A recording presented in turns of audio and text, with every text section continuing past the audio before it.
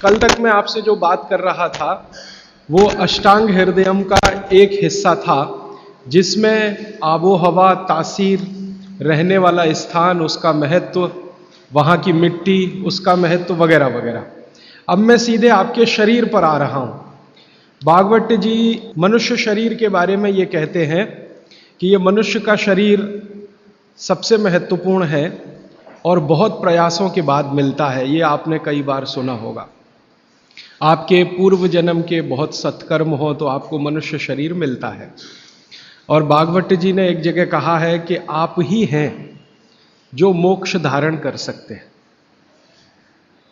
ऐसा कहा जाता है इस देश में कि जानवरों में, पशु पक्षियों में और कीड़े मकोड़ों में मोक्ष की स्थिति नहीं आती। मनुष्य योनि ही है जिसमें आप मोक्ष को प्राप्त कर सकते हैं। तो उनकी मोक्ष की परिभाषा बहुत सुंदर है। मोक्ष क्या है? हम सब लोगों ने कई बार अलग अलग समय अलग अलग लोगों से सुना होगा कि मोक्ष ऐसा है, मोक्ष ये है। भागवत जी की परिभाषा बिल्कुल साफ और सरल सीधी है। वो ये कहते हैं कि जो व्यक्ति, मनुष्य, स्त्री हो या पुरुष, कोई भी, अपने दुखों को दूर कर ले और दूसरों के दुखों को दूर करने का काम करे, वही मोक्ष का अधिकारी है। जो व्यक्ति, मनुष्य, अपने दुखों को दूर करे और दूसरों के दुखों को दूर करने का सतत प्रयास करे, उसमें सफलता मिले ना मिले, सफलता की बात नहीं कहते वो ये कहते हैं कि प्रयास करे, ईमानदारी से प्रयास करे, तो उसको मोक्ष होता है। माने इस परिभाषा को अगर आप थोड़ा व्यापक करें, दुखों से मतलब क्या, तो भागवत जी कहते हैं कि 3 तरह के दुख सारी दुनिया में हैं। मनुष्य को भी हैं, हर एक को है। एक तो दैहिक दुख, शरीर का दुख, दैहिक दुख। दूसरा है दैविक दुख, भगवान का दिया हुआ कोई दुख जो आपके शरीर से अलग है। भगवान ने आपको कोई दुख दे दिया, अचानक से आप गरीब हो गए, या अचानक से आपके घर में कोई दुर्घटना हो गई, आग लग गई, धरती कंप आ गया, भूकंप आ गया, आपका घर टूट गया, सब कुछ तहस नहस हो गया, सुनामी आ गया, ये दैविक दुख। और तीसरा और आखिरी दुख है भौतिक दुख। भौतिक दुख में सबसे ज्यादा यही है, गरीबी, बेरोजगारी, भूखमरी। तो वो भागवत जी कहते हैं कि दैहिक, दैविक और भौतिक तीनों दुखों से जो व्यक्ति मुक्त हो और दूसरों को मुक्त करने का रात दिन प्रयास करे, वही मोक्ष का अधिकारी है। आगे के सूत्र में वो ये कहते हैं कि अगर आपने अपने जीवन के तीनों दुख दूर कर लिए और आप दूसरों के दुखों को दूर करने के लिए कुछ नहीं करते, तो माफ कीजिए, आप कभी भी मोक्ष के अधिकारी नहीं हो सकते। हमारे यहां बहुत सारे साधु संत हैं जो हिमालय में जाके तपस्या करते हैं। तो उनकी जो तपस्या है हिमालय की, वो अपने दुखों को दूर करने तक सीमित है। अगर वो वापस हिमालय से लौटकर समाज के दुख को दूर नहीं करेंगे तो किसी को भी मोक्ष नहीं होगा। भागवत जी कहते हैं कि कोई सदगृहस्थ व्यक्ति है, वो स्वामी नहीं है, महात्मा नहीं है, तपस्वी नहीं है, लेकिन अगर वो अपने दुखों से दूर करते हुए दूसरों के दुखों को दूर करने के काम में लगा हुआ है, तो वो कहते हैं कि वो तपस्या करने वाले से ज्यादा बेहतर है, भले ही वो सदगृहस्थ है। और वो ये कहते हैं कि ज्यादा समय, भागवत जी मानते हैं कि सदगृहस्थ ही हैं जो दूसरों के दुखों को दूर करने में ज्यादा मदद कर सकते हैं, क्योंकि उन दुखों का अनुभव उन्हें है, जिसका दुख वो दूर करने का कोशिश करें। इसका मतलब ये है कि भागवत जी की परिभाषा में गृहस्थी होना, माने सदगृहस्थ होना, ज्यादा बड़ी बात है। वो साधु संतों के बारे में कहते हैं कि ये सिर्फ अपने दुखों के दूर करने के चक्कर में लगे हुए हैं, भगवान से इनकी जो वार्तालाप है या संवाद है वो अपने तक सीमित है, समाज के लिए सिर्फ प्रार्थना करके बंद कर देते हैं, आगे नहीं बढ़ते। इसलिए वो कहते हैं कि आप अपने दुख दूर करें, दूसरों के दुख दूर करने के काम में सतत लगें, भले प्रयास आपका सफल हो ना हो।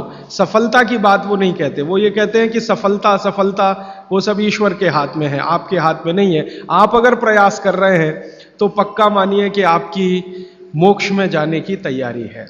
ये है उनका सूत्र। यहां से उनकी एक दूसरी यात्रा शुरू होती है और इस यात्रा में वो ये कहते हैं कि सबसे बड़ा दुख है दैहिक दुख, शरीर का दुख, दूसरा है दैविक दुख भगवान का, और तीसरा है भौतिक दुख। तो आपसे भौतिक दुख की बात करना मैं समझता हूं कोई जरूरी नहीं है, क्योंकि आप जिस वर्ग से आते हैं आपको भौतिक दुख तो मैं मानता हूं नहीं ही है, तो उस पर समय खराब करने से ज़्यादा फायदा नहीं। आपसे जो सबसे ज़्यादा मैं बात करूंगा, जिसकी ज़रूरत भी है आपको, वो दैहिक दुख के बारे में बात करूंगा। आपका शरीर का दुख दूर कैसे करें। तो भागवत जी का सूत्र है, वो ये कहते हैं कि शरीर दुख दूर करने के लिए सबसे महत्वपूर्ण है आपका पेट। ये जो पेट है, शरीर का मध्य भाग, वो ये कहते हैं कि शरीर का दुख दूर करने में सबसे बड़ी भूमिका इसकी है। अगर शरीर का पेट और बाकी अंगों के बारे में प्रतिशत के हिसाब से तुलना करें तो 90% दुख पेट से है, 10% दुख है जो पेट के बाहर से है। पेट के बाहर से माने घुटनों से हो सकता है, एड़ियों से हो सकता है, जंघाओं से हो सकता है, या हृदय स्थान से हो सकता है, मस्तिष्क से हो सकता है। इसको आज की भाषा में अगर मैं कहूं, 90% बीमारियां हमारे जीवन की पेट से जुड़ी हुई हैं। 90%। 10% बीमारियां हैं जो पेट के बाहर की हैं। उन 10% में हार्ट अटैक आ गया, उन 10% में पैरालिसिस आ गया, उन 10% में अर्धांग वायु, पैरालिसिस का ही दूसरा नाम है, वो आ गया, एपिलेप्सी आ गई, वगैरह वगैरह, मस्तिष्क की ढेरों बीमारियां 10% में ही है। बाकी इस बात को फिर ध्यान दीजिए। पहली बात जो मैंने आपको पहले दिन कही थी कि जिंदगी की बीमारियों में 85% ऐसी हैं जिनको आप खुद ठीक कर सकते हैं, मात्र 15% हैं जिनमें विशेषज्ञ की जरूरत है। अब भागवत जी की दूसरी महत्व की बात हमेशा याद रखिए कि जितनी बीमारियां हैं उनमें 90% पेट से हैं, 10% पेट के बाहर से है, और उन 10% में एक्सीडेंट भी शामिल है, आपका ब्रेन हेमरेज भी शामिल है, पैरालिसिस भी शामिल है, हार्ट अटैक भी शामिल है, वगैरह वगैरह, बाकी सब पेट से है। तो भागवत जी कहते हैं कि पेट आपके जीवन का सबसे महत्वपूर्ण अंग है शरीर के लिए और आपको दुख से बचाने के लिए।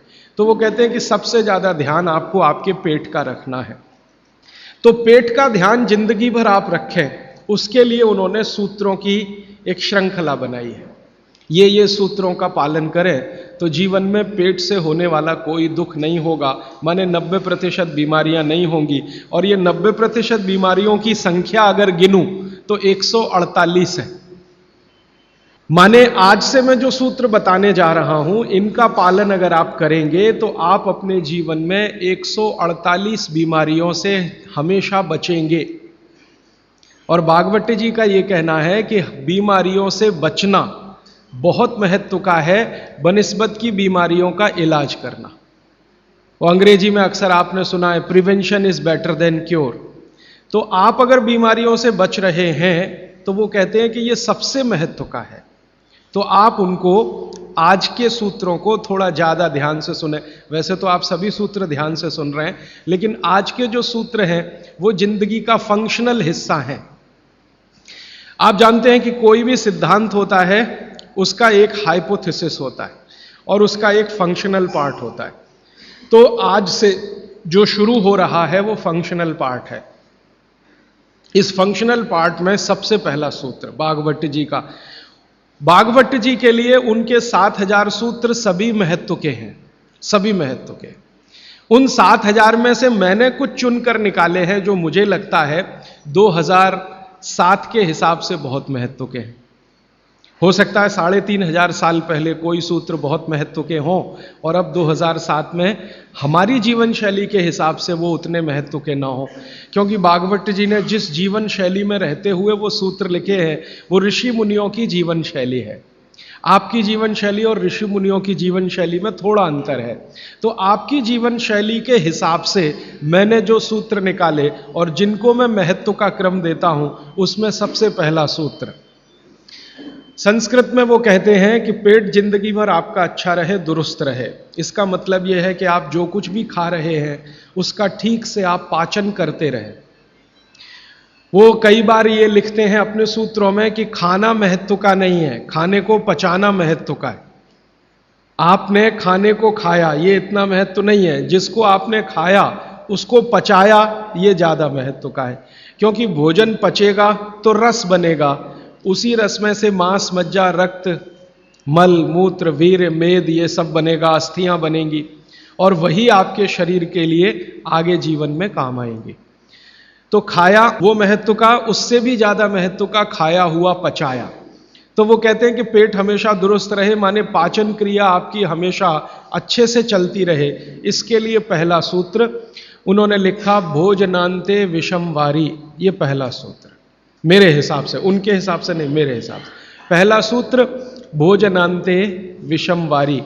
इसका सीधा सा अर्थ है भोजन के अंत में पानी पीना विष पीने के बराबर है। सूत्र ये है भोजन अंते भोजनांते। आप जानते हैं संस्कृत में मिला के कहने की परंपरा है। भोजन अंते माने भोजन के अंत में, भोजनांते विषम वारी। विष समझते हैं आप, जहर, जहर जैसा क्या है? पानी। भोजन के अंत में पानी जहर के जैसा है, विष के जैसा है। यह सूत्र है। अब इसको थोड़ा व्याख्यायित करता हूं ताकि समझ में आए। भोजन के अंत में पानी विष के जैसा है, यह बात वो कह रहे हैं। इसको समझना चाहिए कि क्या कह रहे हैं। सूत्र उतना ही है, समझने के लिए मैं आपको बहुत उदाहरण दूंगा ताकि आप जल्दी पता कर पाएं। भागवत जी ने एक सूत्र में यह कहा है कि हमारा जो शरीर है इसका जो मुख्य स्थान पेट है, इसमें एक स्थान होता है पेट के अंदर, नाभि, लेफ्ट साइड में नाभि से थोड़ा ऊपर जहां मेरा हाथ रखा हुआ है, इस स्थान को कहते हैं जठर। संस्कृत में कहते हैं जठर, हिंदी में कहते हैं आमाशय।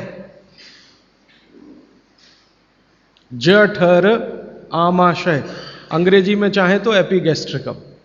तो ये जो जठर स्थान है, भागवत जी कहते हैं कि इसमें अग्नि प्रदीप्त होती है, उसी को कहते हैं जठराग्नि। जठर अग्नि, जठराग्नि। तो वो कहते हैं कि जो आपका जठर स्थान है इसमें अग्नि प्रदीप्त होती है, और भोजन जो कुछ भी आप करते हैं वो पहले जठर में ही जाता है, आमाशय में इकट्ठा होता है, वहां अग्नि प्रदीप्त होती है। वो अग्नि भोजन का पाचन करती है। यह है महत्व की बात। अब अग्नि प्रदीप्त हुई, आपने भोजन किया, अग्नि प्रदीप्त हुई। और भागवत जी इसके लिए एक सुंदर श्लोक लिखा है, लंबा है लेकिन हिंदी में बताता हूं। वो ये कहते हैं कि खाते ही अग्नि प्रदीप्त होती है, ऐसे ही जैसे आप बिजली के स्विच को ऑन करते ही लाइट जलती है। ये ऑटोमेटिक है, अपने आप होती है। आपने रोटी का पहला टुकड़ा मुंह में डाला और जैसे ही टुकड़े को चबाना शुरू किया, लार बनना शुरू हुआ, तुरंत अग्नि प्रदीप्त हो जाती, पहले ही टुकड़े में। तो ये अग्नि प्रदीप्त हुई। अब आप जो भोजन कर रहे हैं ये इस अग्नि के प्रभाव में पचेगा। तो भोजन के पचने की क्रिया में पहले भोजन रस में बदलेगा। पहले पेस्ट बनेगा, जैसे टूथपेस्ट की कंडीशन होती है वैसा बनेगा, लुगदी जैसा। फिर उसमें से रस बनेगा, फिर रस में से सब कुछ बनेगा। तो वो कहते हैं कि आपने जैसे ही भोजन किया अग्नि प्रदीप्त हुई। अब ये अग्नि भोजन को पचा रही है और आपने भोजन पूरा करते ही पानी पी लिया, गट गट गट गट गट गट। तो क्या हुआ? अग्नि शांत हो जाएगी। आपके रसोई गैस में चूल्हा जल रहा है गैस का, और जलते हुए चूल्हे पर पानी फेंकिए तो बुझ जाएगा। अग्नि का पानी से मेल नहीं है, दुश्मनी है। तो आपके पेट में खाना खाते ही अग्नि जल रही है। अब आपने पीछे से गिलास 2 गिलास पानी पी लिया। कोई लोग तो लोटा भर के पी लेते हैं, कई लोग तो भोजन से ज्यादा पानी पी लेते हैं। तो ये जो पानी गया इसने अग्नि को शांत कर दिया। अब अग्नि शांत हो गई तो फिर भागवत जी कहते हैं भोजन पचेगा नहीं, वो सड़ेगा। अब उन्होंने 20 सूत्र लिखे हैं कि भोजन पचेगा तो क्या होगा और भोजन सड़ेगा तो क्या होगा। मैं सड़ने वाले हिस्से की बात कर लेता हूं। वो कहते हैं कि भोजन अगर सड़ना शुरू हुआ तो सबसे पहले गैस बनेगी, वायु बनेगी, वायु। और ये वायु आपकी जिंदगी हराम कर देगी। और ये वायु की तीव्रता जब बढ़ेगी तो गले में जलन होगी, छाती में जलन होगी, पेट में जलन होगी। फिर और ज़्यादा तीव्र अगर ये हो गई वायु तो ये शरीर में जाएगी, घूमेगी, क्योंकि वायु को पकड़ना मुश्किल है, जहाँ स्थान मिलता है वहीं जाती है। तो ये वायु पूरे शरीर में घूमेगी तो सिर घूमेगा, आपको चक्कर आएंगे, सिर में दर्द होगा, पीठ में भी दर्द हो सकता है, हृदय स्थान पे भयंकर दर्द हो सकता है। कई बार तो इतना दर्द होता है कि आपको लगेगा कि हार्ट अटैक आ गया, लेकिन वो वायु का दर्द है, हार्ट अटैक नहीं। और ये जो वायु बनी भोजन के सड़ने से, इसी वायु में से भागवत जी ने सूची बनाई है कि 103 रोग पैदा होंगे। 103। सबसे पहला रोग है उसमें एसिडिटी, हाइपर एसिडिटी। ज्यादा दिन अगर आपने ये चक्कर चलाया पानी पीने का तो अल्सर, पेप्टिक अल्सर, और ज्यादा दिन चक्कर चलाया तो बवासीर, मूढ़व्याध, भगंदर, ये सब रोगों की सूची है। और अंत का एक रोग है कैंसर, कर्क रोग। 103वें नंबर पर उन्होंने लिखा है कर्क रोग। माने एसिडिटी से शुरू होकर आप कैंसर तक की यात्रा कर सकते हैं। तो वो ये कह रहे हैं कि जिस काम से वायु पैदा हो और वो वायु आपके सड़े हुए भोजन में से निकले, और बाद में भागवत जी कहते हैं, वो भी बता देता हूं, वो दूर का सूत्र है लेकिन यहीं पे ले आता हूं उसको, कि आपका जो भोजन सड़ेगा, इसको ध्यान से सुनिएगा, तभी भोजन में से, भागवत जी के शब्द दूसरे हैं, मैं आज के शब्द इस्तेमाल कर रहा हूं, तभी कोलेस्ट्रॉल बनेगा। सड़े हुए भोजन का ही बाई प्रोडक्ट है कोलेस्ट्रॉल। अगर भोजन का पाचन हुआ तो कोलेस्ट्रॉल शून्य रहता है, वो कोलेस्ट्रॉल जो आपको हानि पहुंचाता है। आप जानते हैं शरीर में दो तरह का कोलेस्ट्रॉल है, एक गुड और एक बैड। अच्छा कोलेस्ट्रॉल माने HDL, हाई डेंसिटी लिपोप्रोटीन। खराब कोलेस्ट्रॉल माने LDL और उसका छोटा भाई VLDL, very low density lipoprotein. तो भागवत जी कहते हैं कि ये जो खराब कोलेस्ट्रॉल है वो रक्त में तभी आता है जब भोजन पेट में सड़ता है। इसका माने जिनको कोलेस्ट्रॉल बढ़ रहा है या बढ़ा हुआ है वो ध्यान दें, उनको भोजन पच नहीं रहा, उनका भोजन सड़ रहा है। तो कोलेस्ट्रॉल बढ़ेगा तो हार्ट अटैक भी आएगा, कोलेस्ट्रॉल बढ़ेगा तो घुटने भी जड़ हो जाएंगे, सारी संधियां आपकी एकदम कड़क हो जाएंगी, आपको चलना फिरना मुश्किल हो जाएगा, 10 कदम चलना मुश्किल हो जाएगा। तो वो ये कहते हैं कि जब 103 बीमारियां एक छोटी गलती से आती हों तो वो गलती कभी करना नहीं। माने भोजन के बाद कभी पानी पीना नहीं, ये है सूत्र। अब जैसे ये सूत्र पूरा हुआ तुरंत आपके मन में प्रश्न आएंगे कि पानी कब पीना, पहला ही प्रश्न। तो भागवत जी कहते हैं कि पानी कब पीना वो खुद ही उत्तर दे रहे हैं आगे के सूत्रों में, क्योंकि शायद मालूम है कि मनुष्य की जिज्ञासाएं होने ही वाली है। तो पहले सूत्र में लिख दिया भोजनांते विषमवारी, कि भोजन के अंत में पानी मत पियो। अगले ही सूत्र में वो कहते हैं कि कम से कम 1.5 घंटे के बाद पानी पियो। अब ये जो 1.5 घंटे का कैलकुलेशन है ये क्या है? ये भागवत जी कहते हैं कि जो आपने खाया वो आपके जठर स्थान में 1.5 घंटे तक अग्नि के प्रभाव में रहता है, 1.5 घंटे तक। और जानवरों के लिए भी उन्होंने बताया है, वो कहते हैं कि जानवर जो कुछ खाते हैं उनके पेट में भी अग्नि है, जठर अग्नि, वहां 4 घंटे तक अग्नि का प्रभाव रहता है जानवरों के शरीर। मनुष्य शरीर में 1 से 1.5 घंटे का उन्होंने बताया, और 1 से 1.5 घंटे का वो बताया है तो अलग अलग क्षेत्र के हिसाब से। जैसे आप दक्षिण भारत में हैं, कोई उत्तर भारत में है, कोई पूर्वी भारत में है। अब मान लीजिए उत्तरांचल का कोई आदमी इसी सूत्र को पढ़ेगा तो उसको तो अग्नि का असर 2 से 2.5 घंटे रहेगा, पहाड़ वाला। लेकिन आपके लिए मैं बात कर रहा हूं तो 1 से 1.5 घंटा। तो वो कहते हैं कि 1 से 1.5 घंटे पेट में अग्नि का प्रभाव है। जब तक अग्नि का प्रभाव है पानी मत पियो, क्योंकि पानी पीते ही अग्नि बुझेगी। अग्नि का काम है भोजन को पचाना, पचेगा नहीं तो सड़ेगा, सड़ेगा तो 103 रोग पैदा करेगा। तो सीधा सा दूसरा सूत्र है कि भोजन के 1.5 घंटे के बाद पानी पीना। ठीक है, अब तुरंत आपके मन में सवाल आएगा, भोजन के बीच में पीना कि नहीं पीना, और भोजन के पहले पीना कि नहीं पीना। भागवत जी ने इसका उत्तर अगले सूत्रों में दिया है। वो ये कहते हैं कि भोजन के पहले पानी पीना तो कम से कम 40 मिनट और अधिक से अधिक 1 घंटा। आपको सीधा सा हिसाब बताता हूं, 10 बजे खाना अगर खाना चाहते हैं तो 9 बजे से लेकर 9:20 तक आप चाहें उतना पानी पी सकते हैं। 9 बजे से लेकर 9:20 तक। और बीच में पीना कि नहीं, तो इसके लिए भागवत जी कहते हैं, ये बहुत साइंटिफिक बात उन्होंने कही है, बहुत साइंटिफिक है। वो कहते हैं कि अगर आपके भोजन में 2 अन्न हैं, दो अन्न माने एक रोटी खा रहे हैं आप, वो गेहूं है, और दूसरा चावल खा रहे हैं, तो चावल और गेहूं 2 अन्न है। तो और सामान्य रूप से आप सभी के भोजन में शायद 2 ही अन्न होते हैं, इसलिए मैं ये सूत्र कह रहा हूं। ये 1 अन्न वालों के लिए नहीं है, 2 अन्न वालों। जो 2 अन्न खाते हैं भोजन में, उनको एक अन्न की पूर्ति पूरी हुई और दूसरे की शुरू होने वाली है, तो बीच का जो जंक्शन पॉइंट है, इस पे पानी पीना। मतलब इसका सीधा है, रोटी पूरी हो गई, अब आप चावल खाने की तैयारी कर रहे हैं, तो रोटी खाने के बाद चावल खाने से पहले आप जरूर पानी पीना, लेकिन मात्रा कितनी? तो वो कहते हैं 2 या 3 घूंट, इतना ही। उसके बाद जब दूसरा अन्न आपने शुरू कर दिया, फिर नहीं, फिर तो पूरा आप भोजन ही करके उठिए। अब आप भोजन कर लिया तो गला साफ करने के लिए थोड़ा 1-2 घूंट और पी लेना, गला साफ करने के लिए। पानी पीने के लिए नहीं है, वो गला साफ करने के लिए। अब आपके मन में तुरंत एक प्रश्न आएगा कि भोजन के अंत में क्या पीना? फिर पानी तो नहीं पीना, 1.5 घंटे तक तो नहीं पीना, तो कुछ पी सकते हैं। तो भागवत जी ने 3 चीजें बताई हैं, उसके लिए पूरा सूत्र लिखा है कि भोजन के अंत में सबसे अच्छी चीज जो पीने के लिए है वो है छाछ, वो है मट्ठा, दही का तक्रम।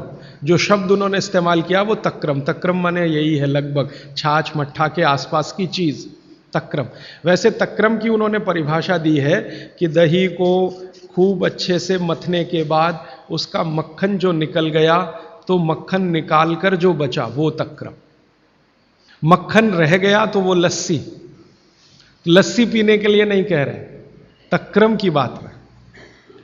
तो आप भोजन के बाद जो सबसे अच्छी चीज पी सकते हैं वो है छाछ, वो है मट्ठा। मट्ठा शब्द एकदम अच्छा है, हिंदी का शब्द है, शायद आप सब समझते हैं। गुजराती हैं तो छाछ आप अच्छे से समझते हैं।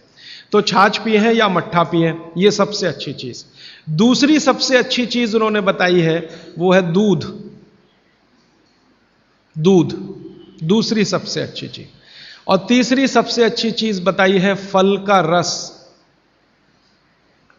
कोई भी फल का रस, लेकिन वो कह रहे हैं मौसमी फल का रस।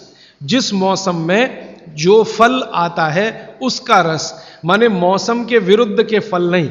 आज का मौसम आम का नहीं है तो आम का रस अभी पिए तो नहीं चलेगा। आज का मौसम गन्ने के रस का है तो गन्ने का रस ही पिए। थोड़े दिन के बाद संतरे के रस का मौसम आ जाएगा तो संतरे के रस का। भागवत जी कहते हैं कि जो चीज प्रकृति ने जिस समय में प्रचुर मात्रा में उपलब्ध कराई हो उसका रस। तो आप ये कहें कि कोल्ड स्टोरेज से लाया हुआ संतरा और उसका रस निकाला या मौसमी का रस, ये सर्वनाश करेगा, सत्यानाश नहीं, सर्वनाश करेगा। वो ये कहते हैं कि भगवान ने और प्रकृति ने आपके शरीर के हिसाब से सारी चीजों को सेट किया है, और वो कहते हैं कि भगवान ने इस प्रकृति को बनाया है तो बहुत ही सोच समझकर बनाया, एक एक माइक्रो कैलकुलेशन उसने किए, तब आपको ये प्रकृति के साथ उसने रखा है। तो प्रकृति में जब जो चीज बहुत मात्रा में हो उसी का रस, जैसे अभी टमाटर का सीजन है तो आप भोजन के बाद टमाटर का रस पी सकते हैं भरपेट। इस समय गन्ने के रस का सीजन है तो भोजन के बाद आप गन्ने का रस भरपेट पी सकते हैं। जो भी अभी थोड़े दिन में अंगूर का सीजन आ जाएगा तो भोजन के बाद अंगूर का रस पी सकते हैं, संतरे का, जब जब जो सीजन आए वो ध्यान रखना है। अब इसमें आगे एक सूत्र है वो बहुत महत्व का है। भागवत जी कहते हैं मट्ठा या छाछ कब पीना, दूध कब पीना, रस कब पीना। तो उसके लिए उन्होंने बहुत स्पष्ट और बहुत जोर देकर यह कहा है कि मट्ठा हमेशा दोपहर के भोजन के बाद ही पीना, सामान्य लोगों के लिए। असामान्य लोगों के लिए बाद में बताऊंगा, जो सामान्य लोग हैं आपके मेरे जैसे, मट्ठा हमेशा दोपहर के भोजन के बाद ही पीना। और दूध हमेशा रात के भोजन के बाद ही पीना। दूध माने शाम को 6-7 बजे के भोजन के बाद ही पीना। और जूस हमेशा सुबह के भोजन के बाद ही पीना। सुबह का भोजन माने नाश्ता। भागवत जी ने नाश्ता शब्द कहीं नहीं इस्तेमाल किया है, सुबह का भोजन, आप उसको नाश्ता कैसे। तो सुबह के भोजन के बाद जूस, दोपहर के भोजन के बाद मट्ठा और रात के भोजन के बाद दूध। और वो ये कहते हैं आगे के सूत्र में कि इनका क्रम उल्टा सीधा मत करना कभी। माने सुबह के भोजन के बाद दूध पी लिया, रात के भोजन में जूस पी लिया या मट्ठा पी लिया, वो कहते हैं ये उल्टा क्रम आप मत करना। क्यों नहीं करना, तो आगे वो एक्सप्लेनेशन देते हैं, वो ये है बहुत महत्व का, कि हमारे शरीर को मट्ठे का पाचन होने के लिए जो रस की जरूरत होती है, रस माने एंजाइम, जो एंजाइम या रस की जरूरत होती है वो दोपहर को ही होते हैं पेट में। इसी तरह हमारे शरीर में दूध का पाचन होने के लिए जो रस की जरूरत पड़ती है या एंजाइम की जरूरत पड़ती है वो सूर्यास्त के बाद ही होते हैं, या सूर्यास्त के समय ही उनकी उत्पत्ति शुरू होती है। और जो रस और एंजाइम की जरूरत जूस पचाने के लिए है वो सुबह ही होते हैं। इसलिए आप नियम बना लो, ब्रेकफास्ट में जूस, लंच में मट्ठा छाछ और डिनर में दूध। बच्चों को भी यही नियम, बड़ों को भी यही नियम। अब आप कहेंगे हमारे बच्चे तो स्कूल जाते हैं दूध पीकर जाते हैं, तो बदल दो, जूस पीकर भेजो या पिलाकर भेजो। और आप कहेंगे जी पिएंगे नहीं, आप जैसी आदत डालेंगे बच्चे वैसे ही होने वाले हैं, क्योंकि बच्चे अपने से कुछ नहीं सीखते, वो आपका सिखाया हुआ है सारा कुछ। तो अब तक आपने बच्चों को दूध पीने की आदत डाली है, आज से माफी मांग लो कि गलती हो गई हमसे, अब हम आपको चाहते हैं कि आप जूस पी के जाओ। क्यों जाओ, तो उनको ये बात समझाओ, शायद समझ जाएं, वो भी समझ जाएंगे तो उनकी भी जिंदगी में ये परमानेंट हो जाएगा। सुबह के नाश्ते के बाद जूस पीना, दोपहर के भोजन के बाद मट्ठा, रात के भोजन के बाद दूध, ये सूत्र है। अभी इसके आगे का सूत्र भागवत जी कहते हैं कि आप खाने के 1.5 घंटे के बाद पानी पिएं, क्योंकि जठर के अग्नि के प्रभाव में खाना 1.5 घंटे तक रहता है। तो पानी कैसे पिए, कैसे पिए पानी? तो हमारे यहां पानी पीने के बहुत तरीके हैं। लोटा मुंह से लगाया, गट गट गट गट उतार लिया, गिलास मुंह से लगाया, गट गट गट गट उतार लिया। क्या ये तरीका? तो भागवत जी कहते हैं नहीं, ये तरीका बिल्कुल गलत है पानी पीने का। वो कहते हैं कि पानी को चुस्कियां ले लेकर पिए, घूंट भर भर के पानी पिए, सिप ले लेकर पानी पिए, ऐसा पानी पीने का नियम। जैसे आप गर्म दूध पीते हैं ना, भागवत जी बिल्कुल उसके समकक्ष रखते हैं कि गर्म दूध आप जैसे पीते हैं एक एक सिप या चुस्की लेकर घूंट भर के, ऐसे ही पानी पिए। अब ये क्यों, ये समझ लें। आप एक साथ पूरा पानी उतारें गले के नीचे और एक एक घूंट पानी उतारें गले के नीचे, दोनों में जमीन आसमान का अंतर है। क्या अंतर है? मैं आपको एक महत्व की बात समझाना चाहता हूं, ये जीवन भर याद रहे तो बहुत अच्छा। हमारे पेट में भोजन को पचाने के लिए अग्नि होती है, और इस अग्नि को तीव्र करने के लिए अम्ल होता है, अम्ल, एसिड। आप जानते हैं पेट में अम्ल बनता है, प्राकृतिक रूप से बनता है। अब पेट में तो अम्ल बनता है, और भगवान ने ऐसी व्यवस्था की है कि पेट में अम्ल दिया है और मुंह में क्षार बनता है, जिसको लार कहते हैं आप, लार, स्लाइवा, सेलिवा, लार, लाला रस, अलग अलग नामों से आप जानते हैं। तो मुंह में बनती है लार, ये है क्षार, और पेट में बनता है अम्ल। आप थोड़ा भी अगर विज्ञान जानते हैं तो आप जानते हैं कि क्षार और अम्ल को मिलाओ तो हो जाता है न्यूट्रल। अम्ल और क्षार आपस में मिले तो न्यूट्रल होता है, माने सामान्य चीज बनती है, जिसको हम लोग कहते हैं लवण। एक लवण होता है नमक, वो अलग है, केमिस्ट्री के लवण की बात कर रहा हूं। तो अम्ल और क्षार आपस में मिलते रहे तो न्यूट्रल होते हैं। अम्ल का मतलब है जिसका पीएच 7 से कम है, और क्षार का मतलब है जिसका पीएच 7 के आगे है, और न्यूट्रल का मतलब जिसका पीएच 7 है। ये जो पानी है ना, पानी, ये ना अम्ल है ना क्षार है, ये न्यूट्रल है। तो भागवत जी कहते हैं कि पेट आपका अक्सर पानी के जैसा रहे तो बढ़िया। और जिनका पेट पानी के जैसा, माने पेट की अम्लता ना बढ़े और पेट का क्षारपन भी ना बढ़े, pH 7 के आसपास रहे, तो भागवत जी कहते हैं ऐसे व्यक्ति को 100 से ज्यादा वर्ष जीने की पूरी गारंटी है, बिना एक भी दवा खाए और बिना चिकित्सक के पास जाए। अब आपके पेट में अम्ल बन रहा है, मुंह में लार बन रही है, अगर पानी आप घूट घूट पीते हैं तो ये पानी के साथ लार मिलके अंदर जाती है, और पानी एक साथ गट गट पीते हैं तो कम लार पानी के साथ मिलकर जाएगी। ये लार बन रही है अंदर जाने के लिए, बाहर निकालने के लिए नहीं, क्योंकि अंदर पेट के अम्ल को शांत रखना है, इसके लिए क्षार है। तो वो ये कहते हैं कि घूट घूट पिया पानी, अगर सिप सिप करके आपने पानी पिया तो ज्यादा लार अंदर जाएगी, तो अम्ल को शांत करने में मदद आएगी, इसलिए आपका पेट न्यूट्रल रहेगा और आपकी जिंदगी बिना किसी दवा और रोग के आराम से 100-150 साल हो जाएगी। इसलिए पानी घूट घूट भर के पिए, और एक साथ गटगट पानी पिएंगे तो लार पानी के साथ मिल नहीं पाएगी, तो अंतिम रूप में जब वो पहुंचेगा पानी तो खाली पानी होगा और वो उतना न्यूट्रलाइज नहीं कर पाएगा, पेट को उस तरह से सामान्य अवस्था में नहीं ला पाएगा। हालांकि पानी भी अम्ल को कम करता है, क्योंकि अम्ल में पानी मिलाओ तो अम्ल की ताकत कम होती जाती है, तो पानी कम तो करेगा, लेकिन लार के साथ जो पानी कम करेगा वो बिल्कुल अद्भुत होगा। भागवत जी आगे कहते हैं, बहुत ही महत्व की बात है ये सब आपके लिए। वो ये कहते हैं कि जो व्यक्ति सिप सिप करके पानी पिए, वो देखें जानवर कैसे पीते हैं। चिड़िया कैसे पानी पीती है? चिड़िया एक ड्रॉप उठाती है, आप ध्यान देना, चिड़िया एक ड्रॉप उठाएगी, फिर उसको ऐसे ऐसे मुंह में चलाएगी, फिर पिएगी, फिर दूसरी ड्रॉप उठाएगी, फिर ऐसे ऐसे चलाएगी, फिर पिएगी। ऐसे ही कुत्ता है, पानी को चाट चाट के पिएगा, शेर पानी को चाट चाट के पिएगा। ज्यादातर जानवर पानी को ऐसे ही पीते हैं। वो जानवर हमसे ज्यादा स्वस्थ हैं, किसी को डायबिटीज नहीं है, कोई ओवरवेट नहीं है। हाँ, किसी को डायबिटीज नहीं, कोई ओवरवेट नहीं, किसी को जॉइंट्स पेन नहीं, किसी को कुछ नहीं, क्योंकि वो पानी पीने का नियम जानते हैं। बाघ भट्ट के पक्के चेले हैं ये सब जानवर, बिना बोले और बिना कहे। तो आप भी हो जाइए। भागवत जी कहते हैं कि पानी थोड़ा लीजिए, जैसे चिड़िया पीती है, उसको मुंह में चिड़िया ऐसे ऐसे करती है ना, घुमाती है, तो आप भी पानी को थोड़ा घुमाइए, फिर पी जाइए। थोड़ा पानी लीजिए, मुंह में भरिए, पीजिए, फिर पानी भरिए, फिर भरिए, फिर पीजिए, ताकि इधर उधर की सब लार पानी के साथ मिलकर अंदर जाए।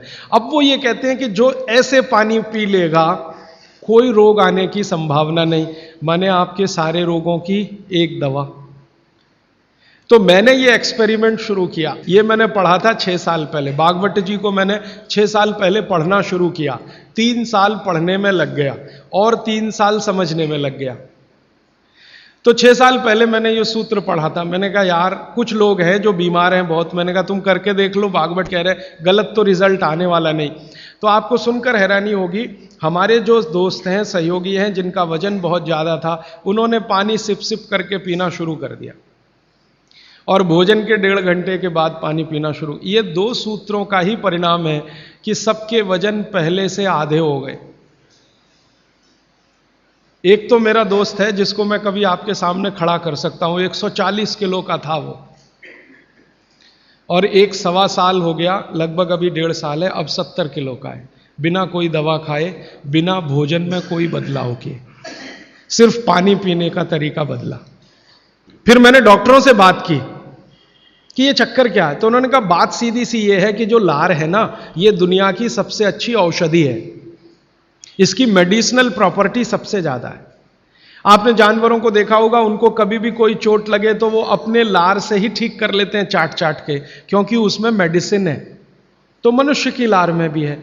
अब वो ये कहते हैं कि भारत के वो मनुष्य या स्त्रियां और पुरुष बहुत ही दुर्भाग्यशाली हैं जो इस लार को अंदर ले नहीं जा पाते। जैसे तंबाकू खाने वाले लोग थूकते ही रहते हैं, उसको थूकते ही रहते हैं, थूकते ही रहते हैं। गुटखा खाने वाले लोग, मावा खाने वाले लोग थूकते ही रहते हैं, थूकते ही रहते। तो डॉक्टर लोग कहते हैं कि वो जिंदगी की सबसे महत्वपूर्ण चीज को थूक रहे हैं, जिसको बनाने के लिए भगवान ने 1 लाख ग्रंथियां आपके मुंह में दी हैं। आप जानते हैं ये लार पैदा होने में 1 लाख ग्रंथियों का काम होता है। 1,00,000 ग्रंथियां हैं जो रात दिन आपके लिए लार बनाती हैं, और आप गुटखा खा खा के उसको थूकते रहते हैं, तो सड़क तो खराब करते ही हैं, अपने को उससे ज्यादा खराब करते हैं। तो मेरी हाथ जोड़कर विनती है कि आप में से कोई लार थूकने वाला हो, थूकने वाला आदमी, ये तो भागवत जी की डिक्शनरी में नहीं है। वो कहते हैं कि एक ही कंडीशन में आप कुछ थूक सकते हैं, जब कफ बहुत बढ़ा हुआ हो, तभी, बस। उसके अलावा दूसरी कोई कंडीशन नहीं कि आप थूकें। तो यहां तो बिना कफ बढ़े हुए तंबाकू खा खा के, गुटखा खा खा के थूक रहे हैं, तो ये थूकना नुकसानदायक है। गुटखा तो नुकसानदायक है ही, तंबाकू तो और भी नुकसानदायक है, उससे भी ज्यादा थूकना, तो मत थूकिए।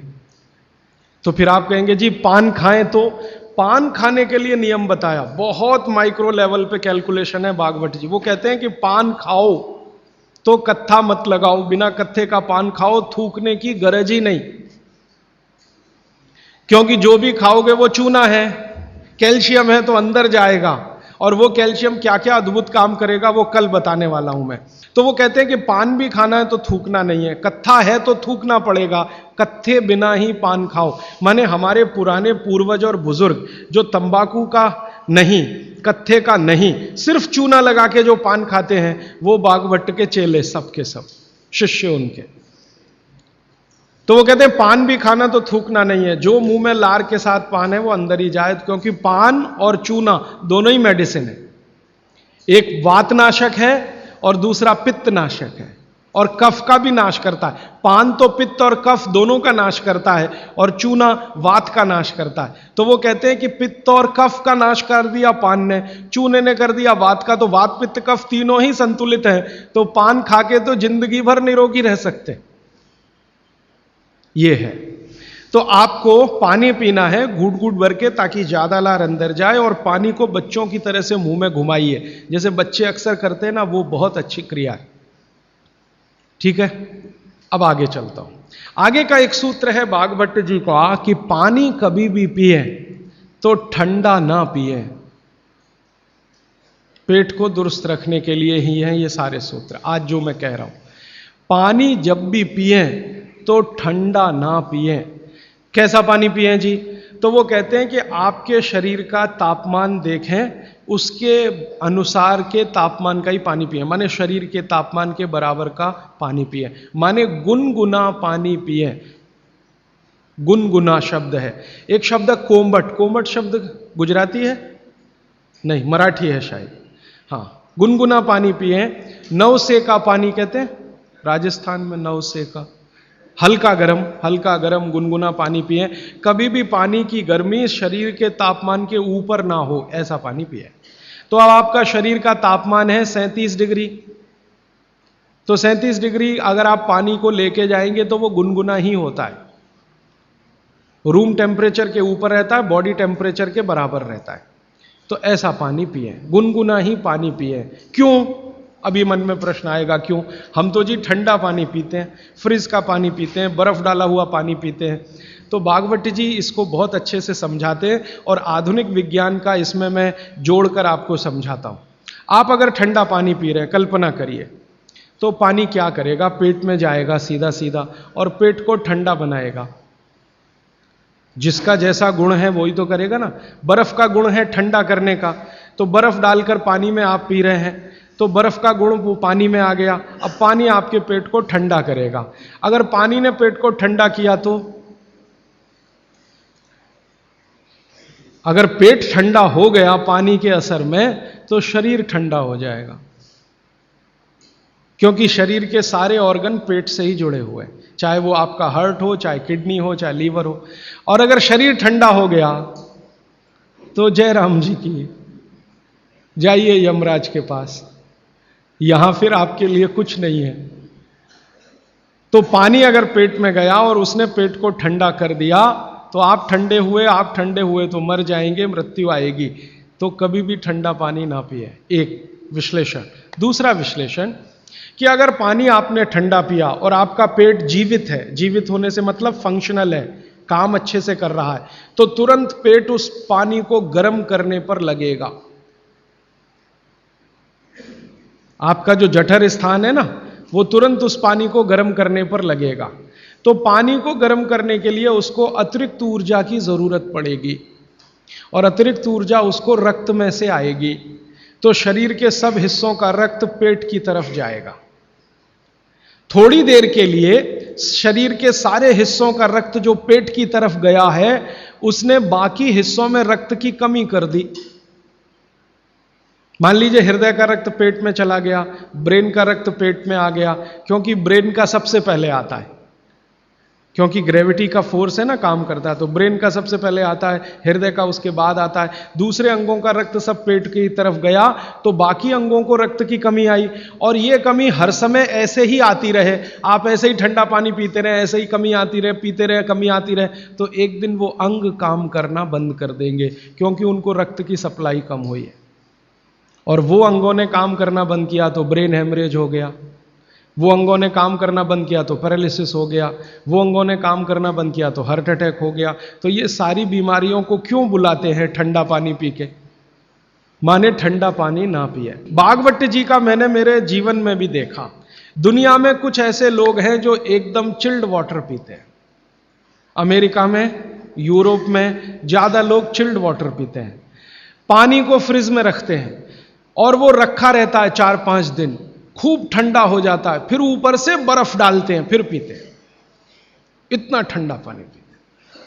परिणाम क्या देखा है मैंने उन लोगों को देखा जो चिल्ड वाटर पीते हैं, वो सवेरे सवेरे अगर संडास घर में गए टॉयलेट में, तो 1-1 घंटे बाहर नहीं निकलते, कभी कभी तो 2-2 घंटे नहीं निकलते, बैठे ही रहते अंदर। उनको पूछो भाई क्या कर रहे थे 2 घंटे टॉयलेट रूम में? कहते हैं जी न्यूज़पेपर पढ़ रहे थे, मैगजीन पढ़ रहे थे। क्यों पढ़ रहे थे? टॉयलेट रूम तो न्यूज़पेपर के लिए बनाया नहीं है। तो कहते हैं टॉयलेट आती ही नहीं, माने स्टूल पास होता ही नहीं, संडास होती ही नहीं, उतरती नहीं, तो क्या करें। और वो बेचारे वहां बैठे बैठे कई बार इतने परेशान हो जाते हैं कि तरह तरह की आवाजें निकालते हैं, फिर भी नहीं आती। फिर वो गाना गाते हैं, मेरे सपनों की रानी कभी आएगी, वो आती नहीं है।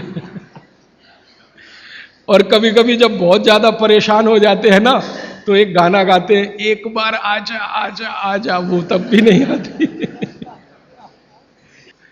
ये है समस्या।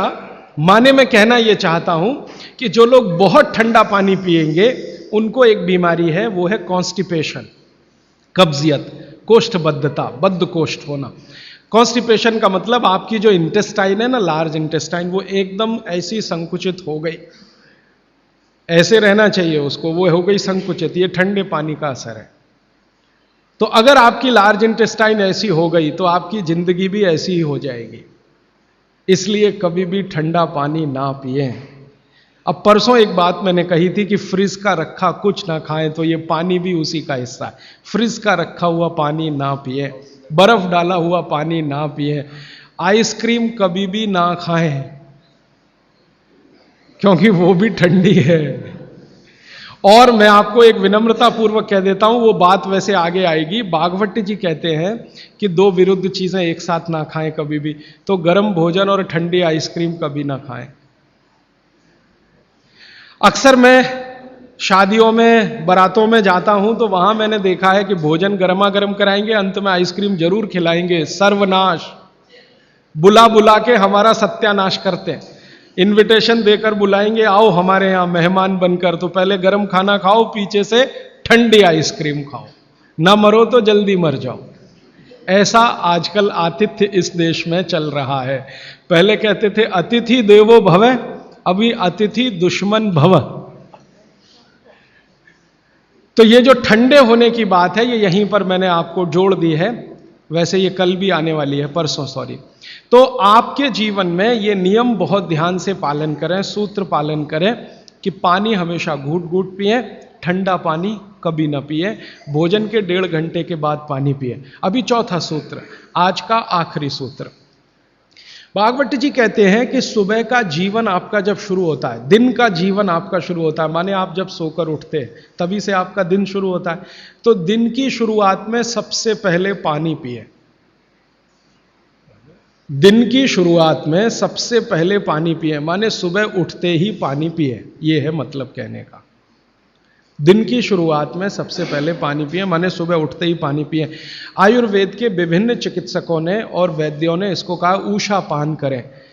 ऊषा पान माने सुबह उठते ही पानी पीना, सबसे पहले पानी पीना, दांत धोए बिना पानी पीना, मुंह धोए बिना पानी पीना, कुल्ला किए बिना पानी पीना। अगर आप सुबह उठते ही बिना मुंह धोए पानी नहीं पी सकते तो रात को कुल्ला करके सोइए, दांत साफ करके सोइए, दंत मंजन करके सोइए, दातुन करके सोइए, उठते ही पानी पीजिए। क्यों? कारण पूछिए।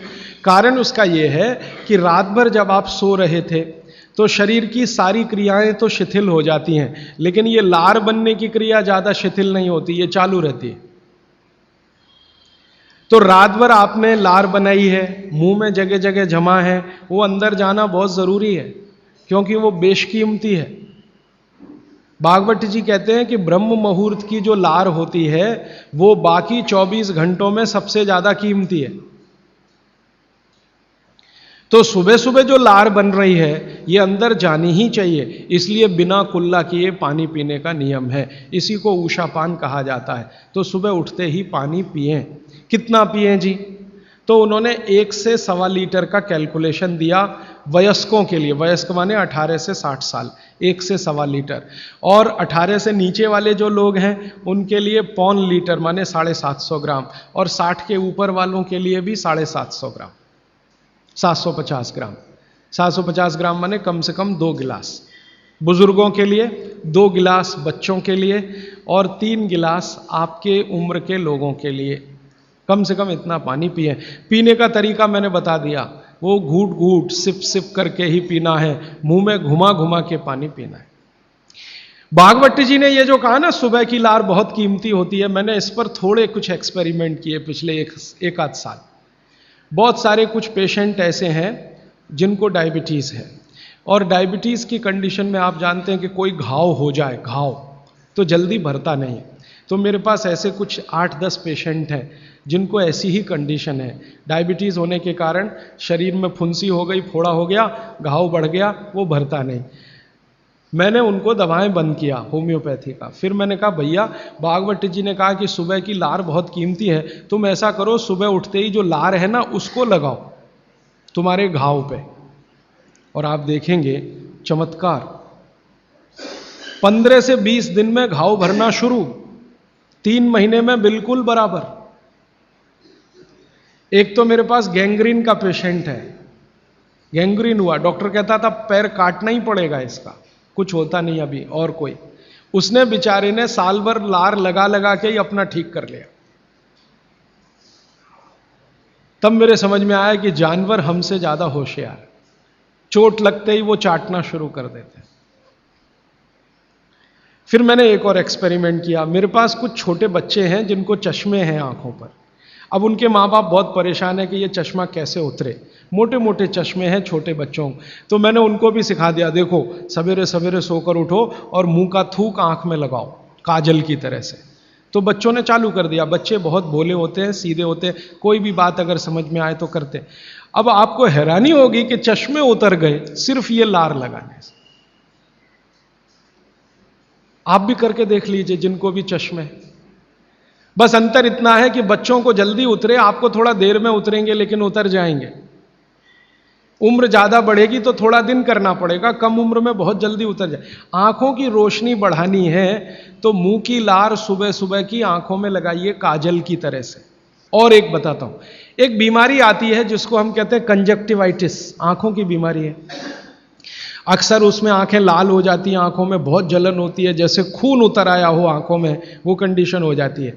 कोई भी आयुर्वेद की दवा आप खाएंगे 3 से 4 दिन में ही बीमारी ठीक होती है। लेकिन अब की बार अगर ये बीमारी आए तो आप ये करना, सुबह सुबह उठते ही मुंह की लार लगाना, 24 घंटे के बाद आपको पता ही नहीं चलेगा बीमारी कहां गई। 24 घंटे में ही ठीक होते हैं कंजक्टिवाइटिस। अगर बच्चों में बचपन से आंखों के ऐसे कोई रोग हैं, जैसे मेरे पास एक छोटा बच्चा है 8 साल का है, उसका मैं ट्रीटमेंट कर रहा हूं, उसकी आंखें टेढ़ी हैं, वो देखता कहीं है और दिखता कहीं है, उसको ऐसा है। अब उसके माता पिता गरीब हैं और वो ऑपरेशन का खर्चा नहीं उठा सकते, उस बच्चे पर मैं यही एक्सपेरिमेंट कर रहा हूं। लगभग मुझे 4 साढ़े 4 महीना हो गया है, और उसका टेढ़ापन, जिसको हम लोग हिंदी में कहते हैं भेंगापन, उसका भेंगापन लगातार कम हो रहा है, और आंखों की पुतलियां बिल्कुल बीच में सेट हो रही। तब मुझे थोड़ी जिज्ञासा हुई, और मैंने एक बहुत बड़े वैज्ञानिक को पूछा दिल्ली में कि ये लार में क्या है, एक्चुअली इसका एक्टिव इंग्रेडिएंट क्या है। तो उन्होंने कहा, भैया जितने एक्टिव इंग्रेडिएंट मिट्टी में है वो सब लार में है। तो मैंने आपको बताया मिट्टी में 18 एक्टिव इंग्रेडिएंट्स हैं, लार में वो सब के सब हैं। इसलिए लार शरीर के लिए बहुत ही कीमती है, बेशकीमती है, इसको कभी नष्ट नहीं करना। इसकी मदद से आप बहुत सारे रोग ठीक करते हैं। और 2-4 बातें बता दूं, क्या क्या रोग और ठीक कर सकते हैं। आपके शरीर में कोई दाग हो गया, धब्बा हो गया, जैसे जल गए, जलने का दाग होता है ना, उस पर नियमित रूप से सवेरे की लार की थोड़ी थोड़ी मालिश करते रहिए। 6-8 महीने में धब्बा बिल्कुल साफ हो जाए, जले हुए का धब्बा। शरीर में और कोई ऐसा अंग में सफेद दाग दिख रहा है, या काला दाग हो गया, या फलाना हो गया, या ढिमाका हो गया, एक्जिमा हो गया, मान लो खराब बीमारी की बात करूं, एक्जिमा हो गया, एक्जिमा पे रोज सुबह की लार लगाइए, मालिश करते रहिए, 6-8 महीने के बाद देखिएगा साफ। और एक्जिमा से भी ज्यादा खराब बीमारी है सोराइसिस, वो भी ठीक होती है इसी लार से। बस इतना है कि साल भर करना पड़े। मुफ्त का इलाज है, फोकट का इलाज। भागवत जी ने जितने भी इलाज बताए हैं सब फोकट के और मुफ्त के, बाहर जाने की जरूरत ही नहीं है। तो आप स्किन डिसीज में इसका एक्सपेरिमेंट करिए, आंखों की बीमारियों में इसका एक्सपेरिमेंट करिए, घाव हो जाएं कहीं शरीर में उस पर एक्सपेरिमेंट करिए, फोड़े फिंसियों पर इसका एक्सपेरिमेंट करिए। मैंने ये चारों एक्सपेरिमेंट किए, बहुत अच्छे रिजल्ट हैं। आप भी करिए, रिजल्ट आपको भी मिलेंगे। बस इतना ही है कि आप दूसरों को भी बताते जाइए। तो आपने अपना दुख तो कम कर लिया, आप दूसरों का भी कम कराइए ना, तभी मोक्ष जाएंगे। तो मैंने आज आपको 4 सूत्र बताए, उनको फिर से रिपीट करता हूं। सूत्र बताना, ये 4 रिपीट करके खत्म, फिर प्रश्न। पहला सूत्र मैंने बताया था, भोजनांते विषमवारी, भोजन के अंत में पानी ना पिए, लगभग 1.5 घंटे के बाद पानी पिए। दूसरा सूत्र मैंने बताया था, पानी हमेशा घूट घूट भर के पिए, सिप सिप करके पानी पिए। तीसरा सूत्र बताया था कि ठंडा पानी कभी ना पिए, हमेशा गुनगुना पानी पिए। और चौथा सूत्र बताया था कि आप सवेरे उठते ही सबसे पहले पानी पिए। ये चारों सूत्र भागवत जी ने कहा है पेट को दुरुस्त रखने के लिए सबसे आवश्यक है। माने जिंदगी भर आपका पेट और आपकी जठर अग्नि काम करती रहे, इसके लिए सबसे आवश्यक है।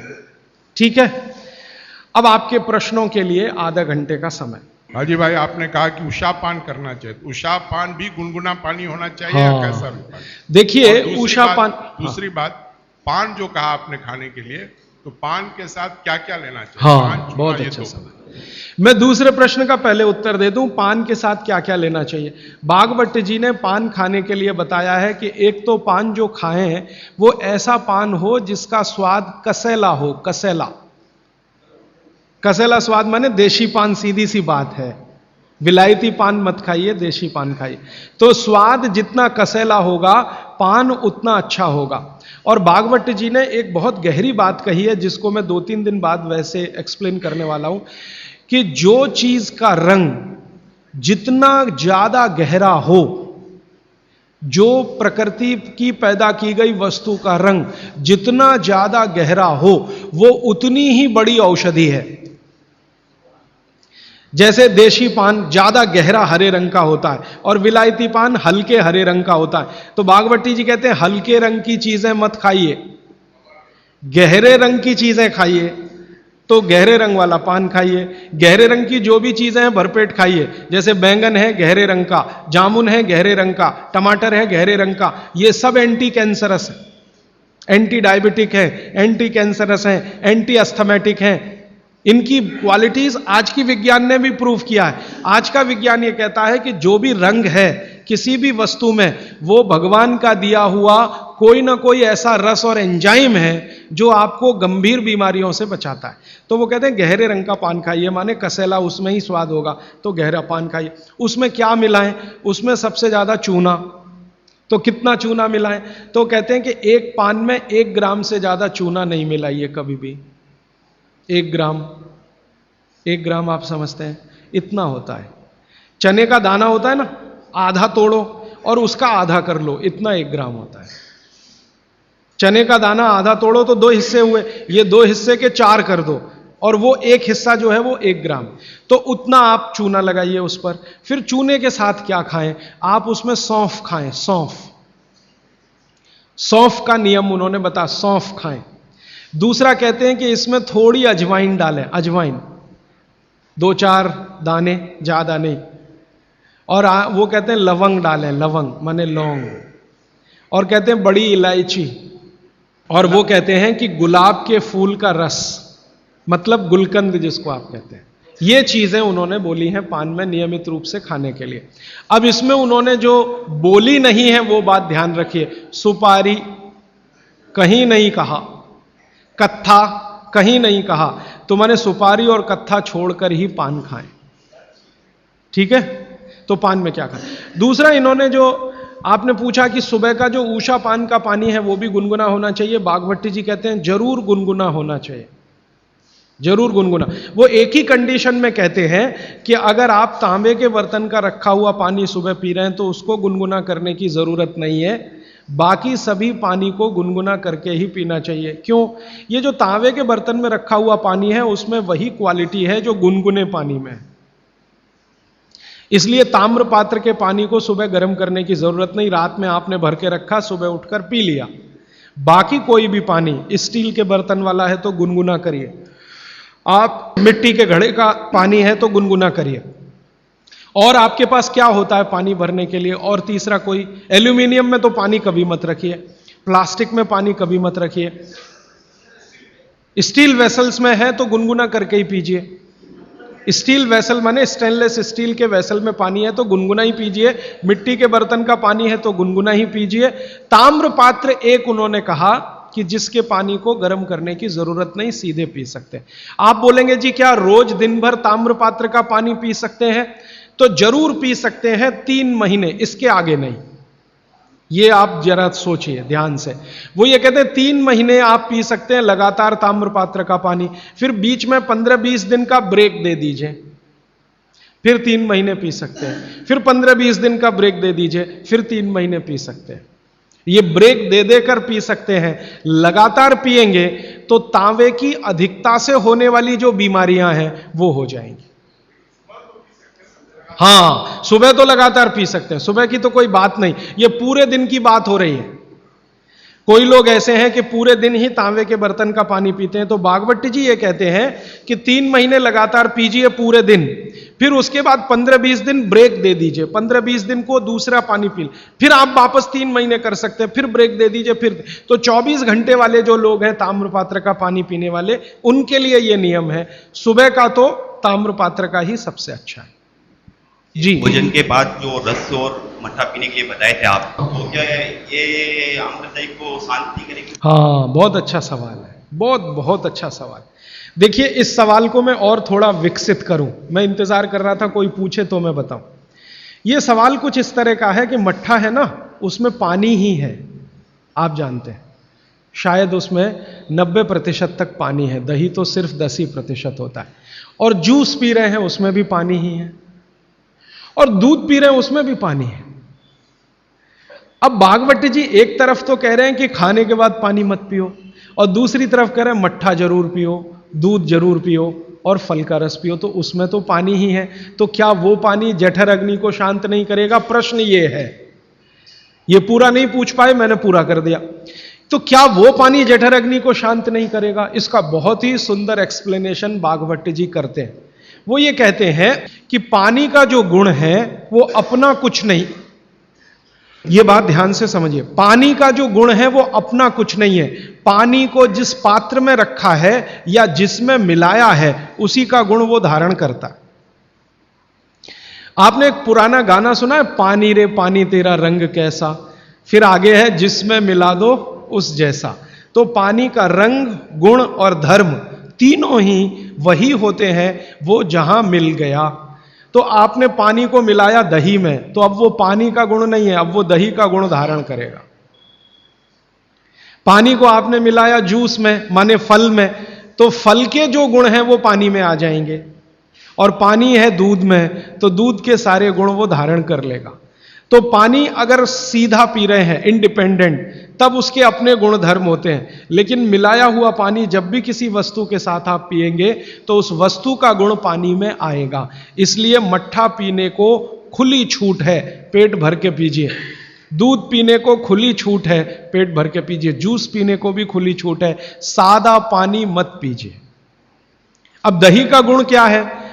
अग्नि को प्रदीप्त करने का गुण है दही में, क्योंकि जो वस्तु में भी चिकनाई आ गई, चिकनाई समझते हैं आप, फैट, दही में भरपूर चिकनाई है। दूध से ज्यादा चिकनाई दही में है, दही से ज्यादा चिकनाई मक्खन में है, और सबसे ज्यादा चिकनाई घी में।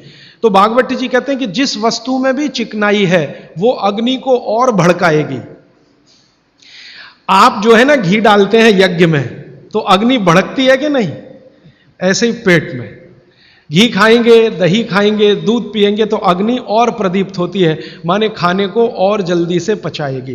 खाली पानी अग्नि को शांत करता है, लेकिन पानी किसी में मिलाया हुआ अग्नि को प्रदीप्त करेगा, क्योंकि उसके गुण वस्तु के हिसाब से हो जाते हैं। जी राजीव भाई, आइसक्रीम खाने के बाद हम लोग कॉफी या चाय पी के और उसका ये सवा सत्यानाश।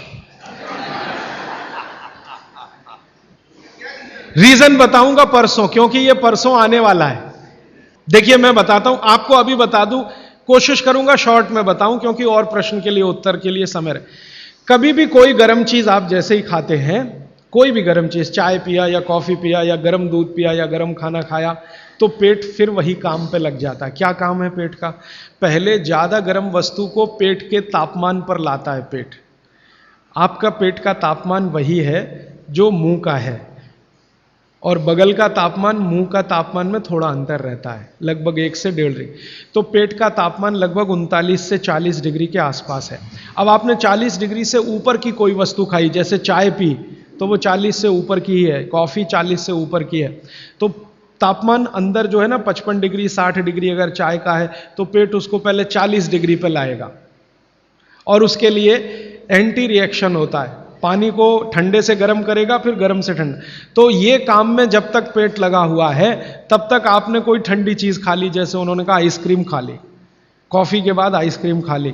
अब कंफ्यूजन वहां ये होता है कि क्या करे, वो पहले गर्म कॉफी को ठंडा करे या ये जो गर्म ठंडी आइसक्रीम आई इसको गर्म करे, तो फिर तो बहुत ही कंफ्यूजन होता है। ऐसा कंफ्यूजन जैसे आप गाड़ी चला रहे हैं, गाड़ी, इसको मैं समझाने के लिए कह रहा हूं, गाड़ी चला रहे हैं और हर 1 ही मिनट में आपको 2-3 गियर चेंज करने पड़े, 1 ही मिनट में, टॉप गियर से फर्स्ट में आना पड़े, फर्स्ट से आपको टॉप गियर में जाना पड़े, तो कैसे चलेगी गाड़ी? झटका देगी, तकलीफ देगी।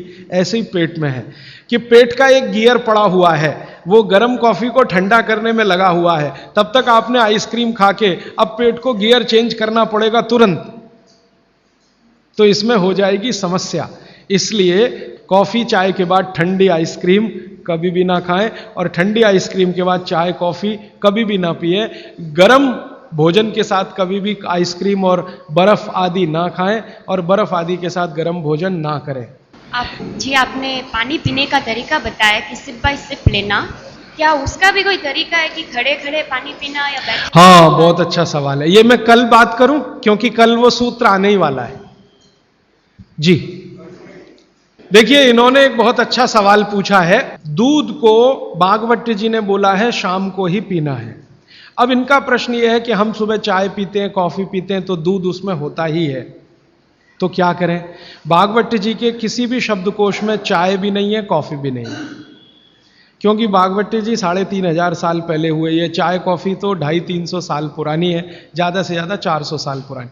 तो चाय कॉफी के बारे में उनका पूरा शास्त्र मौन है, माने कहीं एक भी सूत्र ऐसा नहीं है जहां चाय और कॉफी का जिक्र आता है। हां, काढ़े का जिक्र उन्होंने किया। काढ़ा आप समझते हैं, जो रोज आप यहां पी रहे, काढ़े का जिक्र उन्होंने किया है। वो ये कहते हैं कि जो काढ़ा आपके वात को कम करे, आपके पित्त को कम करे और कफ को कम करे, ऐसा कोई भी काढ़ा दूध के साथ मिलाकर सुबह पिया जा सकता है। कोई भी काढ़ा, जैसे आज आप काढ़ा पीने जा रहे हैं, वो अर्जुन की छाल का काढ़ा है। अर्जुन की छाल का काढ़ा आप जानते हैं, वात को सबसे तेजी से कम करने वाला है। शरीर की जो एसिडिटी होती है ना, रक्त की एसिडिटी, एक होती है पेट की एसिडिटी, उससे भी ज्यादा खराब है रक्त की एसिडिटी। खून की अम्लता ही है जो हार्ट अटैक लाती है। तो रक्त की एसिडिटी को कम करने की दुनिया में सबसे बड़ी ताकत अगर किसी चीज में भागवत जी ने बताई है तो वो अर्जुन की छाल है। तो आज आप काढ़ा पिएंगे अर्जुन की छाल का। और दुर्भाग्य से या सौभाग्य से ये कुछ ऐसा समय है, दिसंबर, जनवरी और नवंबर, ये वात का ही समय है। शरीर में वायु का प्रकोप ठंड के दिनों में ज्यादा होता है। उस समय अगर आप अर्जुन की छाल का काढ़ा दूध में बनाकर पिए तो आपके लिए औषधि है। जी नहीं, गरम गरम गरम, क्योंकि वो औषधि है, भोजन नहीं है। भोजन और औषधि में अंतर बताया। भोजन वो है जो 24 घंटे में आप नियमित रूप से आपके पेट की आवश्यकता के अनुसार खाएं और सालों साल खाते जाएं। औषधि वो है जो थोड़े समय के लिए, तात्कालिक प्रभाव के लिए आप पिएं।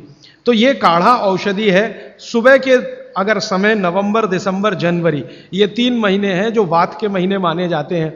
फिर गर्मियों के महीने पित्त के महीने आ जाते हैं। फिर बारिश के महीने और उसके आगे थोड़ा महीना कफ का महीना आ जाता है। तो ये वात, पित्त, कफ के महीने भी होते हैं। जैसे शरीर है वैसे महीने। तो इस महीने के हिसाब से सुबह काढ़ा पी सकते हैं, वात को दूर करने वाली औषधियों का दूध मिलाकर। और गर्म काढ़ा सभी गर्म है, ठंडा काढ़ा कोई है नहीं इस देश में, बनता भी नहीं। तो आप सुबह दूध पीना ही चाहते हैं तो काढ़े के रूप में पीजिए। माने सुबह दूध पीना ही है ना, तो उसमें अर्जुन की छाल का पाउडर डाल के पीजिए। तो 2 फायदे होंगे। भविष्य के लिए आपको हार्ट अटैक फ्री होने की गारंटी, भविष्य के लिए। और अब तक आपने जो कचरा खा लिया है इसके निकल जाने की गारंटी। क्योंकि ये जो अर्जुन की छाल का पाउडर है रक्त को सबसे ज्यादा शुद्ध करता है। और कचरा रक्त में ही सबसे ज्यादा जमा होता है, जिसको कोलेस्ट्रॉल कहते हैं ना, वो कचरा ही है। तो अब तक आपके रक्त में जो कोलेस्ट्रॉल जमा है इसको निकालना है बाहर, तो अर्जुन की छाल इसमें सबसे ज्यादा उपयोगी है। और सौभाग्य की बात यह है कि 40 रुपए किलो मिलती है। क्या भाव है? 40 रुपए किलो, 20 रुपए किलो, 20 रुपए किलो अर्जुन की छाल मिलती है। और 150 रुपए किलो चाय मिलती है। और 1400 रुपए किलो कॉफी मिलती है। और 20 रुपए किलो अर्जुन की छाल मिलती है। तो कुछ तो होशियार बनिए, मारवाड़ी बनिए, कुछ तो अपने रक्त में लाइए, मारवाड़ का, राजस्थान का, गुजरात का। तो 20 रुपए किलो की अर्जुन की छाल नियमित रूप से आप पीजिए। मैं आपसे विनम्रता पूर्वक कह रहा हूं कि आप सब अपने घर में 3 महीने, ये जो नवंबर, दिसंबर, जनवरी, अभी तो दिसंबर पूरा तो निकल गया लेकिन जनवरी अभी बाकी है, तो 30 दिन आगे जनवरी के रोज सवेरे अर्जुन की छाल का पाउडर दूध में डालकर पीते रहिए। और अगले साल का याद रखिए, नवंबर, दिसंबर, जनवरी, तो ये 3 महीने अर्जुन की छाल पिया तो पूरे साल भर का कचरा निकालता है और अगले सालों की guarantee, heart attack free. Quantity कितनी रहनी चाहिए? 1 गिलास दूध तो आधा चम्मच अर्जुन की छाल का पाउडर, आधा चम्मच माने टी स्पून। और इसमें अगर गुड़ मिलाएंगे तो बहुत अच्छा। गुड़ नहीं मिले तो एक गुड़ जैसी चीज आती है, काकवी। काकवी आप समझते हैं?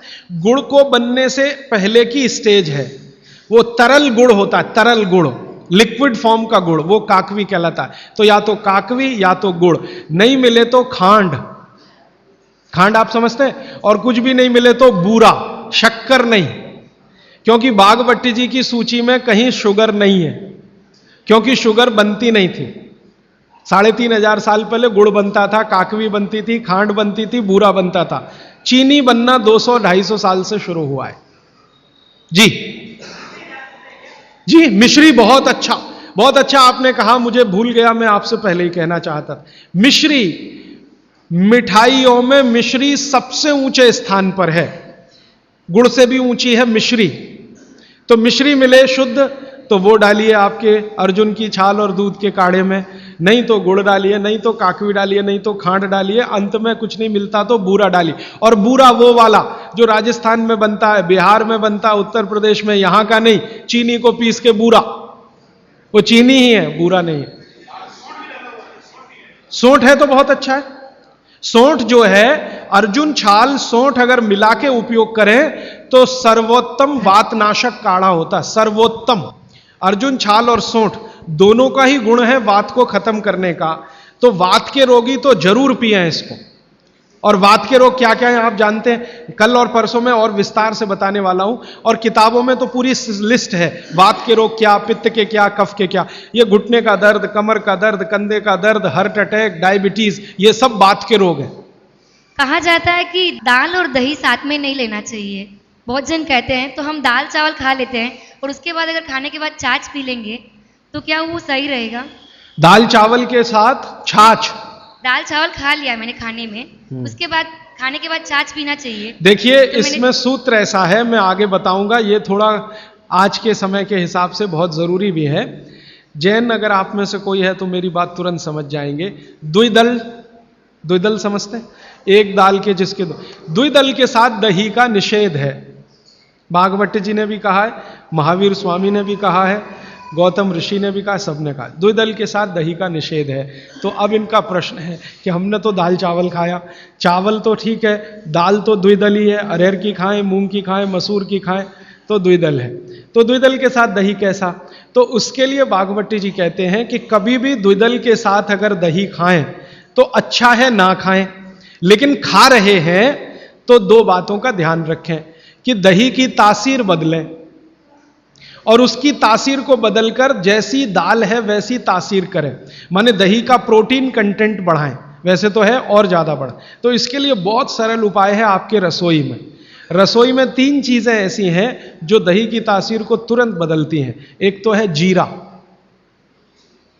जीरा, दूसरा है सेंधा या काला नमक, सेंधा या काला, ये जो आज नमक आ रहा है इसकी बात नहीं कर रहा हूं मैं, आयोडीन युक्त नमक नहीं, सेंधा नमक या काला नमक। तीसरी है अजवाइन।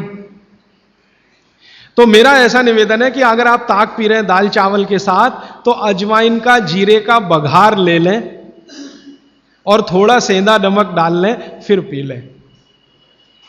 अजवाइन जीरे का बघार लेकर, बघार लेना तो आप समझते हैं ना, बघार शब्द तो बघार ले लें अजवाइन जीरे का और थोड़ा सेंधा नमक, फिर ताक पिए, माने मज्जिगे पिए, माने मट्ठा पिए। अदरक की जगह सूंठ, दही में कभी भी अदरक की उपयोग नहीं होता, सूंठ उपयोग होता है। अदरक और सूंठ में थोड़ा अंतर है, सूंठ तो अदरक से ही आता है लेकिन सूंठ का गुण अदरक से ज्यादा है। फ्रूट्स खा सकते हैं भरपेट, वैसे फ्रूट्स का भागवती जी कहते हैं सुबह खाएं खाली पेट तो सबसे अच्छा, माने नाश्ता ही फ्रूट का करें, जूस भी पीना है तो फ्रूट का पिए, तो सुबह का समय फ्रूट्स के लिए सबसे अच्छा है। लेकिन बाकी समय में भी आप फ्रूट्स कभी भी खा सकते हैं जो प्रकृति के द्वारा पकाया गया, प्रकृति के द्वारा पकाया गया, माने कैल्शियम कार्बाइड मिला के नहीं पकाया गया। हाँ बिल्कुल। छाछ शरीर के लिए ठंडा करता है तो बच्चों को भी दे सकते हैं? दे सकते हैं जी, दे सकते हैं बिल्कुल। अजवाइन डाल के बच्चों को, 3 महीने के बच्चे को अजवाइन की छाछ दी जा सकती है। और गर्म पानी जो आपने कहा थोड़ा गुनगुना पीना चाहिए, हर मौसम में पी सकते हैं, गर्मी के मौसम में भी? गर्मी के मौसम में थोड़ा इसके लिए आप छूट ले सकते हैं, आप चूंकि मद्रास में रहते हैं इसलिए छूट ले सकते हैं। गर्मी के दिनों में सवेरे का पानी तो गुनगुना ही रखिए, बाकी दिन का पानी अगर आप पिए तो मिट्टी के बर्तन का भी पी सकते हैं। सनबर्न के लिए लार बहुत अच्छी है। देखिए आप में से किसी भी माता या बहन को डार्क सर्किल की समस्या हो, आंखों के नीचे काले काले घेरे हैं, नियमित रूप से सुबह उठकर अपने लार की मालिश करते रहिए, आपके सारे डार्क सर्किल बिल्कुल चले जाएंगे। फेयर एंड लवली से ज्यादा प्रभावी है। मटकी का जो पानी होता है गर्मियों में राजस्थान में ठंडी से ठंडी मटकी लाके हम पीते हैं, तो इतना ठंडा पानी पिए या नहीं? जो मिट्टी के घड़े का पानी है वो रूम तापमान से थोड़ा ही कम है। जैसे रूम टेम्परेचर 25 डिग्री होगा तो मिट्टी के घड़े का पानी 23 डिग्री तक होगा, तो ज्यादा ठंडा नहीं है। ये जो फ्रिज का पानी है ये 4 डिग्री का होगा, 3 डिग्री का होगा, ये बहुत ठंडा है।